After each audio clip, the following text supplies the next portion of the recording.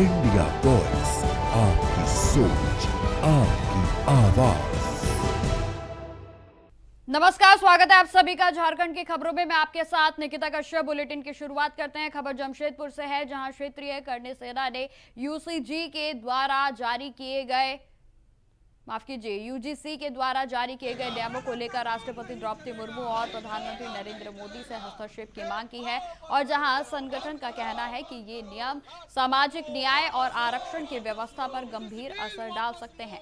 आपको बता दें कि 15 जनवरी 2026 को राजपत्र में अधिसूचित इन नियमों को उच्च शिक्षा संस्थानों में समानता बढ़ाने के नाम पर लागू किया गया। और जिसके बाद आपको बताते चले कि क्षेत्रीय करनी सेना ने राष्ट्रपति को पत्र भेजकर इन नियमों को तत्काल वापस लेने की मांग की है। जहां संगठन ने केंद्र सरकार से अपील की है कि इस मामले में सभी पक्षों से चर्चा कर संवैधानिक और कानूनी समाधान निकाला जाए। यूजीसी नया नियम 13 जनवरी को लागू हुआ है। उसके विरोध में क्षेत्रीय करनी सेना ने जमशेदपुर में एक विरोध प्रदर्शन आज किया है और ये आज सी विरोध प्रदर्शन का बिगुल फूका है। मगर ये कानून अगर वापस नहीं होता है तो आने वाले दिनों में करनी सेना पूरे देश भर में आंदोलन करेगी और जब तक ये बिल वापस नहीं होगा तब तक करनी सेना हर प्रदेश के हर जिलों में अपने आंदोलन को जारी रखेगी। ये बिल स्वर्ण समाज के बच्चों को भविष्य के साथ में खिलवाड़ है और निश्चित रूप से ये जब हमारे घर के युवा या हमारे बच्चे शैक्षणिक संस्थानों में जब जाते हैं, पढ़ाई करने जाते हैं, वहां अगर किसी भी दबाव में, किसी भी द्वेष में अगर उन पर आरोप लगता है तो उन्हें 3 साल तक का सजा का प्रावधान है। ऐसे में बच्चों का भविष्य खराब होगा। हमारे स्वर्ण समाज के बच्चे अंदर में दहशत है कि हमारे ऊपर कहीं भेदभाव ना किया जाए, हमारे ऊपर कहीं कोई प्लानिंग करके हमें फंसाने की कोशिश ना किया जाए। अगर ये आरोप गलत साबित होता है तो आरोप लगाने वाले पर कोई कार्रवाई नहीं है। ये बिल्कुल ही अनैतिक है।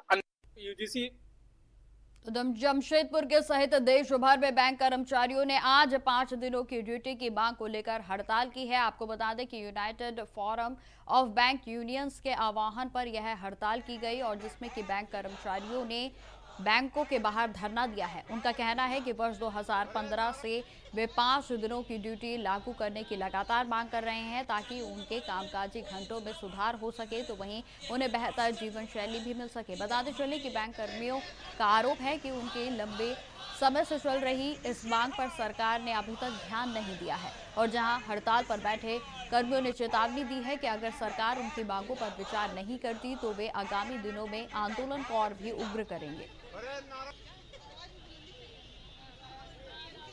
ये हमारे 5 डेज बैंकिंग का डिमांड बहुत दिनों से चला आ रहा है। लगभग हमको लगता है 2015 से ये डिमांड हमारी है, जो अभी तक हमारा पूरा नहीं हो पाया। केवल आश्वासन पर आश्वासन मिले जा रहा है मुझे तो। अरे हमारा 5 डेज आपका देखिए LIC में 5 डेज चलता है। RBI हमारा जो मेन कंट्रोलर है वहाँ भी हमारा 5 डेज है। जनरली आपका सभी जगह 5 डेज बैंकिंग। अगर हमारी मांगे पूरी नहीं होने पर आज तो हम लोग 1 दिन का किए हैं सांकेतिक हड़ताल। इसके बाद फिर हम लोग 3 डेज करेंगे, वीकली करेंगे, हो सकता है इंडिफिनिट। ये हमारे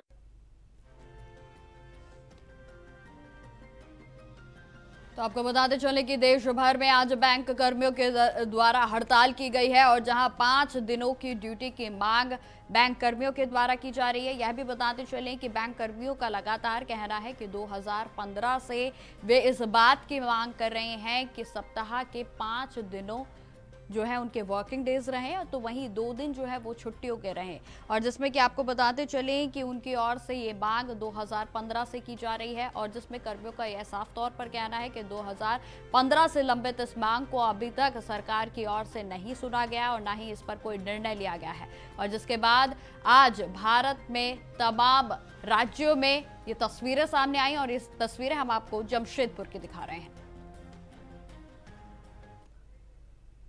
खबरों में आगे बढ़ते हैं। भारत सरकार ने झारखंड के आंदोलन के प्रणेता और पूर्व मुख्यमंत्री दिशोम गुरु शिबू सोरेन को पद्म विभूषण से सम्मानित किया है। बताते चले कि हालांकि स्वर्गीय शिबू सोरेन की पार्टी झाबुमो भारत सरकार के इस फैसले से नाखुश नजर आ रही है, क्योंकि मामले में सांसद के बहुआ मांझी से खास बातचीत हमारे संवाददाता नौशाद ने की है। देखिए इस दौरान उन्होंने क्या कुछ कहा। झारखंड के दिशोम गुरु शिबू सोरेन को पद्म भूषण सम्मान से नवाजा गया है। केंद्र सरकार ने यह सम्मान झारखंड और उनके संघर्ष जीवन को लेकर दिया है। ऐसे में राज्यसभा सांसद महुआ मांझी जी ने एक पत्र केंद्र सरकार को पहले ही लिखा था कि उन्हें भारत रत्न जो सर्वोच्च सम्मान होता है भारत का वो देने की मांग की गई थी। हमारे साथ महुआ जी हैं।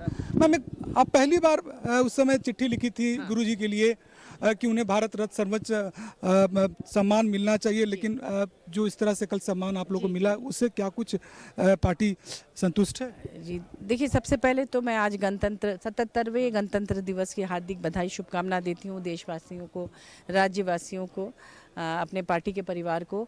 और गुरुजी को जो दिशम गुरु परम आदरणीय स्वर्गीय शिबू सोरेन जी को पद्म भूषण देने की घोषणा केंद्र सरकार ने की है, लेकिन उनका कद इससे बहुत बड़ा है। हम सभी ने मांग की थी कि उन्हें भारत रत्न दिया जाए। मेरे पास प्रधानमंत्री कार्यालय से रिसीविंग भी आया था और हमें पूरी उम्मीद थी कि उनके लिए भारत रत्न की घोषणा होगी, लेकिन मायूसी है हमारे पार्टी में और झारखंड में कि आज तक किसी भी आदिवासी नेता को भारत रत्न नहीं दिया गया, जो कि सर्वोच्च नागरिक सम्मान है। तो क्या कोई आदिवासी लीडर इसके लायक नहीं है? मैं केंद्र सरकार से यही सवाल करूंगी और उम्मीद करूंगी कि आने वाले समय में भारत रत्न के लिए भी हमारे दिशम गुरु को चुना जाए। और उनका जो सपना है, जिस तरह से उन्होंने सपना देखा था, उसे पूरा करने में माननीय मुख्यमंत्री हेमंत सोरेन जी, जो उनके सुपुत्र भी हैं, इतना ज़्यादा काम कर रहे हैं, देश विदेश में झारखंड का नाम रोशन कर रहे हैं और उनका संकल्प है कि इस राज्य को देश का नंबर 1 राज्य बनाना।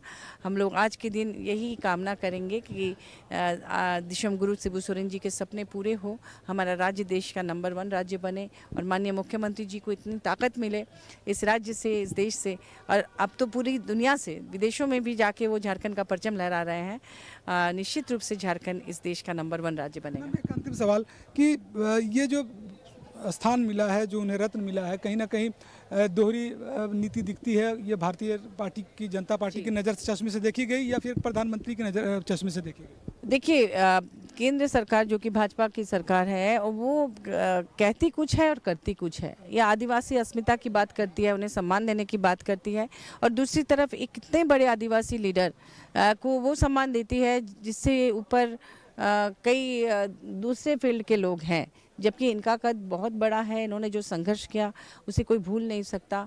वो झारखंड के निर्माता हैं, हमारे मसीहा हैं। जंगलों में वो पेड़ों में गमछे से अपने आप को बांध के सोते थे। उनका जो संघर्ष है, 1971 में नशा मुक्ति आंदोलन चलाया, महिलाओं के साथ जो अन्याय अत्याचार होता था उसके खिलाफ वो खड़े हुए और लगातार संघर्ष में ही रहे, और उसका नतीजा हुआ कि झारखंड अलग राज्य बना। और फिर अब यहाँ उनकी जो सरकार है, माननीय मुख्यमंत्री जी किस तरह से सबके लिए काम कर रहे हैं। ये गुरुजी क्रेडिट कार्ड योजना, मरंगोम के स्कॉलरशिप योजना, सावित्रीबाई फुले किशोरी समृद्धि योजना, पुटो खेल योजना, मैया सम्मान योजना, लंबी फहरिस्त है योजनाओं की। तो इन योजनाओं के माध्यम से इस राज्य को सशक्त कर रहे हैं और गुरुजी के सपने को पूरा करने में माननीय मुख्यमंत्री हेमंत सोरेन जी का हम सभी को मिलकर साथ देना चाहिए। ये थी हमारे साथ सांसद महुआ मांझी जी। उन्होंने कहा कि गुरु जी को सर्वोच्च स्थान देने के लिए उनका निरंतर अभियान जारी रहेगा। अपने सहयोगी सैयद बिलाल के साथ नौशाद, इंडिया वॉइस रांची। तो खबरें लगातार जारी रहेंगी, फिलहाल रुकते छोटे से ब्रेक के लिए। तो ब्रेक के बाद एक बार फिर से स्वागत है आप सभी का। बढ़ते हैं खबरों की और। खबर लातेहार से है, जहां आज का दिन बेहद ही खास रहा, क्योंकि तापा पहाड़ी की तलहटी में नवनिर्मित तपो पार्क का औपचारिक उद्घाटन आज किया गया है। बताते चले कि चतरा के सांसद कालीचरण सिंह ने पार्क का उद्घाटन किया, और जहां आपको बताते चले कि उद्घाटन समारोह में सांसद ने पार्क की सुंदरता और उसके संरक्षण पर भी जोर दिया है। बताते चले कि वन, पर्यावरण और जलवायु परिवर्तन विभाग के द्वारा बनाए गए इस पार्क का उद्देश्य न केवल स्थानीय लोगों को मनोरंजन का अवसर देना है, बल्कि पर्यावरण संरक्षण का संदेश भी फैलाना है। और जहां डीएफओ प्रवेश अग्रवाल ने पार्क की व्यवस्थाएं और भविष्य की योजनाओं पर भी चर्चा की।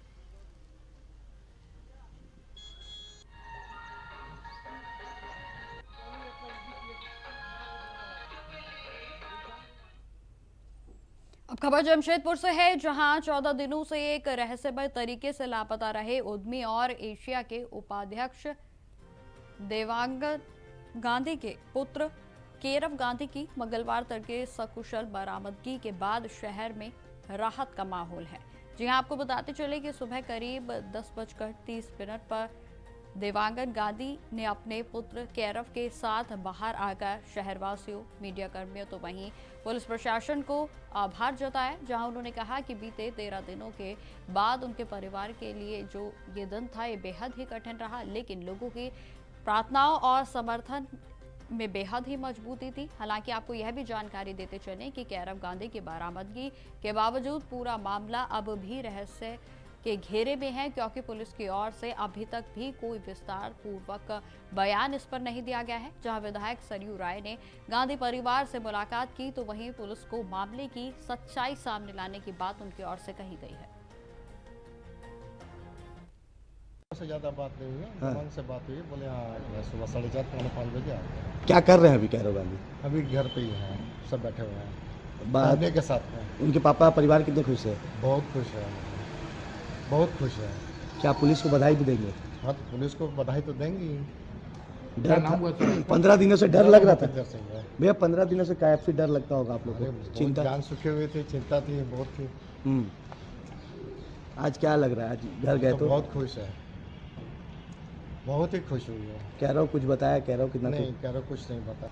नहीं, परिवार के लोगों का भी कहना है कि पुलिस लेकर 4:30 बजे आई उनको, सीनियर एसपी भी आए थे और मेरी भी सीनियर एसपी से बात हुई तो उन्होंने कहा कि अभी हम लोगों ने आधी सफलता ही पाई है।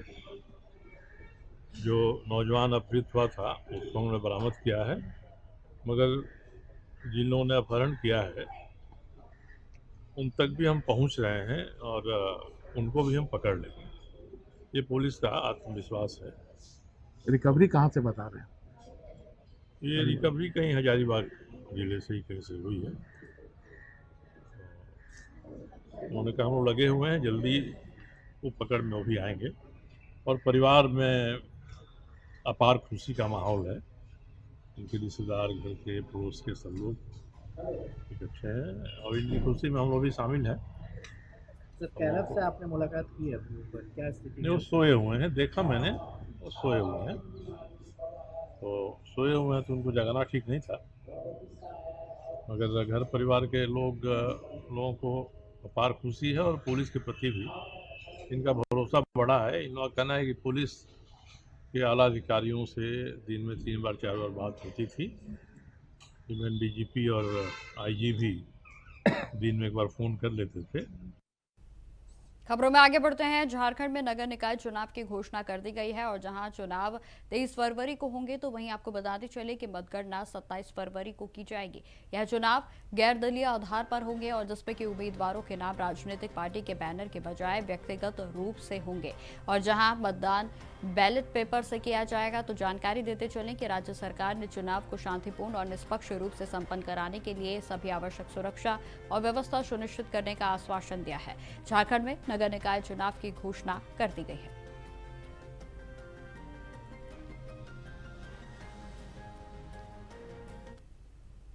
अब खबर जमशेदपुर से है, जहां सफाई कर्मियों ने जमशेदपुर के नोटिफाइड एरिया कमेटी के ठेकेदारों पर गंभीर आरोप लगाए हैं। बताते चलें कि सफाई कर्मियों का कहना है कि उन्हें सरकारी माप के अनुसार वेतन नहीं मिलता और समय पर पीएफ भी जमा नहीं किया जाता है और जहां इसके अलावा सफाई के काम से संबंधित अन्य कार्यों में भी उन्हें भेजा जाता है, जो कि उनके अनुसार न्यायपूर्ण है। तो वहीं आपको बताते चले कि सफाई कर्मियों ने इस मुद्दे को लेकर जिला उपायुक्त से गुहार लगाई है और न्याय की उम्मीद भी उनकी ओर से जताई गई, जहां उनका साफ तौर पर कहना है कि अगर सही वेतन और सुविधा नहीं मिली तो उन्हें मजबूरन विरोध करना पड़ेगा।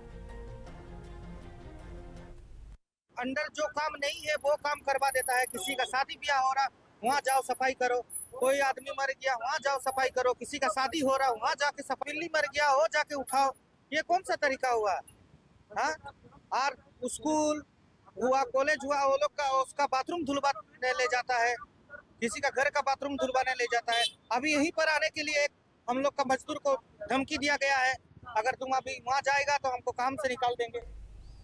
अब खबर दुमका से है, जहां सरस्वती पूजा के दौरान मूर्ति विसर्जन के समय हुए हंगामे में पुलिस ने 3 लोगों पर प्राथमिकी दर्ज करते हुए उन्हें जेल भेज दिया।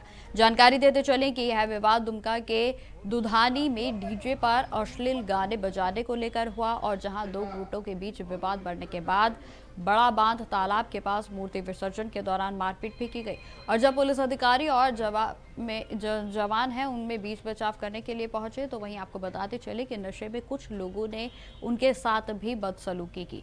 नगर थाना पुलिस ने 3 लोगों को गिरफ्तार करते हुए जेल भेज दिया है तो वहीं इसके साथ ही डीजे को भी जब्त कर लिया गया। एसपी ने जानकारी दी है कि दोनों पक्षों के खिलाफ मामले को दर्ज किया गया है और शांति व्यवस्था बनाए रखने के लिए यह कदम उठाया गया।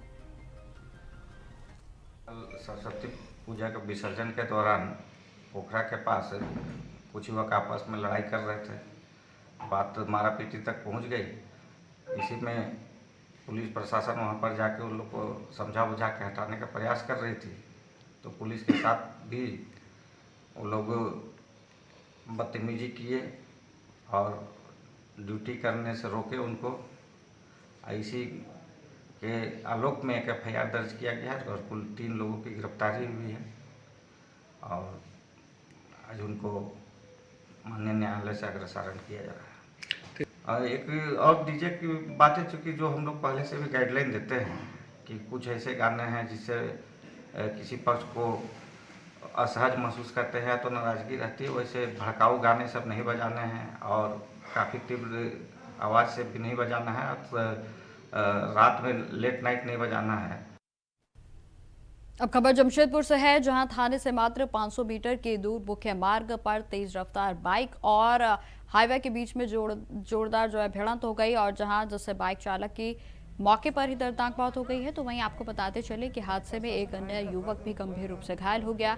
जहां पुलिस को सूचना मिलते ही वह मौके पर पहुंची तो वहीं घायल युवक को इलाज के लिए अस्पताल में भर्ती कराया गया है। बताते चले कि पुलिस ने मृतक युवक के परिजनों को भी सूचित कर दिया है तो वहीं आगे की कार्रवाई में भी पुलिस की ओर से पूरे तरीके से वे जुट गए हैं। जहां हाईवा चालक मौके से फरार हो गया और जिसे लेकर पुलिस जांच कर रही है तो वहीं इस दुर्घटना से क्षेत्र में शोक की लहर है।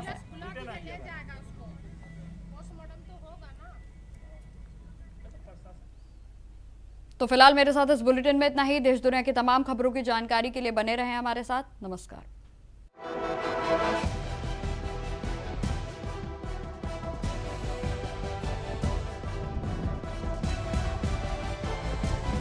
इंडिया वॉइस, आपकी सोच, आपकी आवाज।